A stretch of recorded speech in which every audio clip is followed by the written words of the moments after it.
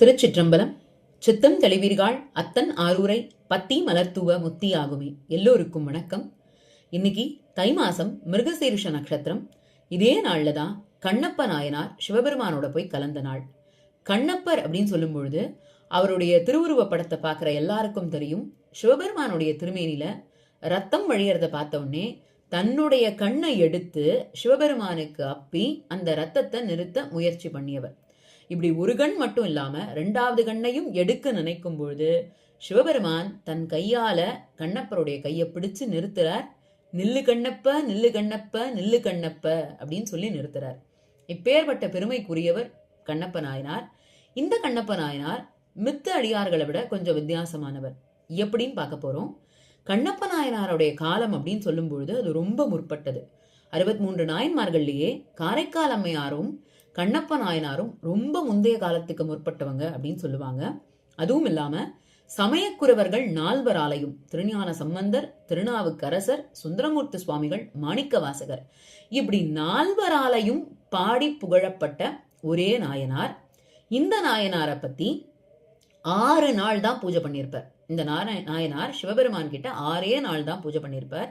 ஆனா அந்த 6 நாளும் அவர் தனக்கு உண்டான எந்த கடமைகளையும் செஞ்சுக்கல, சாப்பிடல, தூங்கல, எதையுமே செஞ்சுக்கல. அவர் செஞ்ச ஒரே விஷயம் என்னன்னா சிவபக்தி. அதுவும் தனக்கு தெரிஞ்ச சிவபக்தி. சிவபெருமான தன் வாய் கொண்ட நீரால அபிஷேகம் பண்றது, சிவபெருமானுடைய திருமேனில இருக்கிற மலர்களை தன் செருப்பணிந்த கால்களால நகுத்துறது. அவருடைய பக்தி அப்படின்றது அவருக்கு தெரிந்ததுதான். அவருக்கு தெரிந்த பக்தியில தன்னை முழுமையா ஐக்கியப்படுத்தின்றார். அதுவும் 6 நாள் சிவ பூஜை தான்.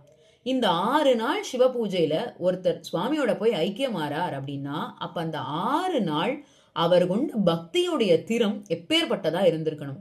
ஏன்னா அந்த 6 நாள்ல சுவாமி இறங்கி வரான் அப்படின்னும் பொழுது அந்த பக்தியுடைய ஆழத்துக்கு கண்ணப்ப நாயனார் தான் எடுத்துக்காட்டு. ஏன்னா கண்ணப்ப நாயனாருக்கு தெரிஞ்ச ஒரே விஷயம் என்னன்னா சிவபக்தி, அன்பே சிவம் அப்படின்றதுக்கு உத்தமமான எடுத்துக்காட்டா விளங்கியவர் கண்ணப்ப நாயனார். முன் ஜென்மத்துல அர்ஜுனனா இருந்தவர்.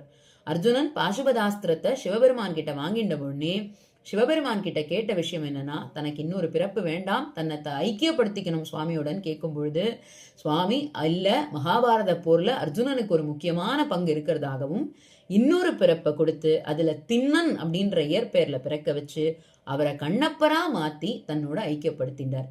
இப்பேற்பட்ட பெருமைக்குரியவர் கண்ணப்ப நாயனார். அந்த கண்ணப்ப நாயனாருடைய திருவடியை இன்னைக்கு நம்ம எல்லாரும் நினைச்சுண்டு அவருடைய அனுகிரகத்தை நம்ம வாங்கிக்கணும்னு கேட்டுக்கிறேன். ஆரூரா தியாகேஷா. மீண்டும் இன்னொரு